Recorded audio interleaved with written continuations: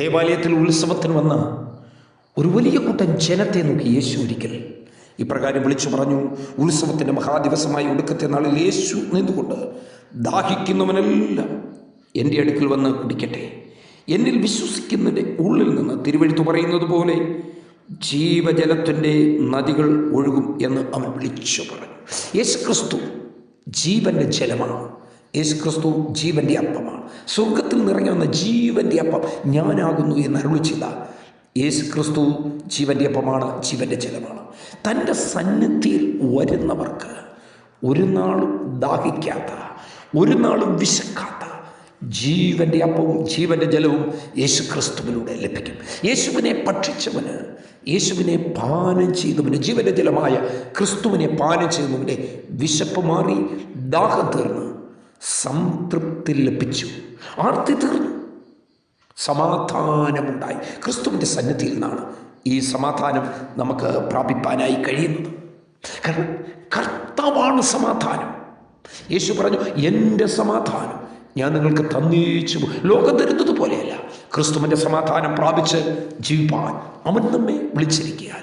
ഒരു കൂട്ടം ജനം ദേവാലയത്തിൽ ഇങ്ങനെ സമാധാനമില്ലാതെ അനേകര് ദേവാലയത്തിന് ചുറ്റും നിൽക്കുമ്പോൾ, അനേക രോഗികൾ ഇവിടെ നിൽക്കുമ്പോൾ, ബെഥസ്ദാക്കുളക്കരയിൽ ആയിരക്കണക്കിന് രോഗികളാണ് വെള്ളത്തിൻ്റെ ഇളക്കം കാത്തു നിൽക്കുന്നത്. സൗഖ്യത്തിനു വേണ്ടി, ഒരു വിടുതൽ അനുഭവിപ്പാൻ, ഒരു സമാധാനം അനുഭവിപ്പാൻ നിൽക്കുമ്പോൾ, ഇതാ 38 വർഷമായി കുളക്കരയിൽ കിടന്ന ആ പക്ഷപാതക്കാരൻ്റെ അടുത്ത് ചെന്നപ്പോൾ യേശു അവരോട് ചോദിക്കുന്നു, നിനക്ക് രക്ഷ പ്രാപിക്കണമെന്ന് ആഗ്രഹമില്ലേ, മനസ്സില്ലേ? അവൻ പറയുകയാണ്, എനിക്ക് തനിയെ വെള്ളത്തിൽ ഇറങ്ങുവാൻ കഴിയില്ല, എന്നെ സഹായിപ്പാൻ ഇതുവരെ ആരും വന്നിട്ടില്ല. 38 വർഷമായി എന്നെ സഹായിപ്പാൻ ആരും വന്നിട്ടില്ല. ആ കുളത്തിലേക്ക് എന്നെ ഒന്ന് ഇറക്കുവാൻ ആരും വരാതെ ഇരുന്നപ്പോൾ അവൻ വിചാരിച്ചു, യേശു തന്നെ സഹായിക്കും. അവൻ ഹൃദയം കൊണ്ട് വിചാരിച്ചു, യേശു എന്നെ ആ വെള്ളത്തിലൊന്ന് ഇറക്കും, യേശു എന്നെ സഹായിക്കുമെന്ന് അവൻ്റെ ഹൃദയത്തിൽ വിചാരിച്ചു. 38 വർഷമായി ആരും സഹായത്തിനില്ലാതെ, എല്ലാവരും കൈയൊഴിഞ്ഞ്, എല്ലാവരും ഉപേക്ഷിക്കപ്പെട്ട, പലരിൽ നിന്നും സഹായം ആഗ്രഹിച്ചിട്ട് ലഭിക്കാതെ ഇരിക്കുമ്പോൾ യേശു ക്രിസ്തുവിന് നിന്നെ സഹായിപ്പാൻ കഴിയും. എനിക്ക് മനസ്സുണ്ട് കർത്താവേ, എനിക്ക് മനസ്സുണ്ട്, എനിക്ക് സൗഖ്യമാകണമെന്ന് ആഗ്രഹമുണ്ട്, എനിക്കൊരു വിടുതൽ ലഭിക്കണമെന്ന് ആഗ്രഹമുണ്ട്, എൻ്റെ പ്രശ്നത്തിന് പരിഹാരം ലഭിക്കണമെന്ന് ആഗ്രഹമുണ്ട്.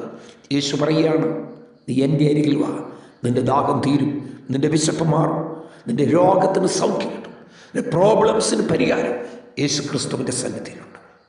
ഇന്ന് പകലേൽപ്പിക്കുമോ? പ്രാർത്ഥിക്കാം. പരിശുദ്ധ പിതാവേ, എന്നെ സൗഖ്യമാക്കുന്ന, എൻ്റെ ഭാരങ്ങൾ മാറ്റുന്ന, എൻ്റെ നിരാശകൾ മാറ്റുന്ന, എൻ്റെ ഭയങ്ങൾ മാറ്റുന്ന എൻ്റെ കർത്താവിൻ്റെ സന്നിധിയിലേക്ക് വരുവാൻ കൃപ നൽകുന്നു. അവിടുന്ന് എൻ്റെ വിശപ്പിനെ മാറ്റുവാൻ, എൻ്റെ ദാഹത്തെ തീർത്ത് എനിക്ക് തൃപ്തി തരുവാൻ, സംതൃപ്തി തരുവാൻ, കർത്താവേ, ഈ ലോകത്തോടുള്ള ആർത്തി മാറി നിത്യതയ്ക്ക് വേണ്ടി ഒരുങ്ങിയിരിപ്പാൻ, ജീവൻ്റെ ജലമായ ക്രിസ്തുവിനെ അല്ലെങ്കിൽ പാനം ജീവിപ്പാൻ കൃപ നൽകിയതുകൊണ്ട് സ്തോത്രം. അനുഗ്രഹിച്ചതിനായി സ്തുതിക്കുന്നു യേശു ക്രിസ്തുവിൻ്റെ നാമത്തിൽ തന്നെ. ആമേൻ. ഞാൻ പാസ്റ്റർ വർഗീസ്, എറണാകുളം.